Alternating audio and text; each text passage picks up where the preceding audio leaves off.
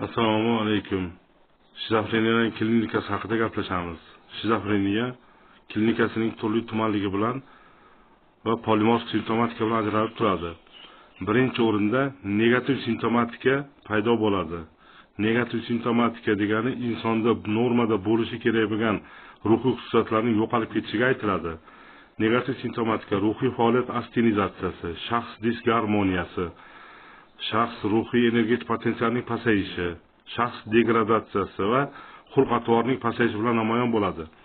Ikkinchi tur simptomatik buzilishlarga pozitiv buzilishlarga derealizatsiya, depersonalizatsiya, maniakal sindrom, depressiv sindrom, vasvasa sindromi, ong xiralashuvlari, ong o'tishi, katatonik stupor, katatonik qo'zg'alish va turli xil ruhiy holatlardagi normada bo'lmasligi kerak bo'lgan ruhiy holatlarning paydo bo'lib qolishi bilan namoyon bo'ladi. E'tiboringiz uchun rahmat.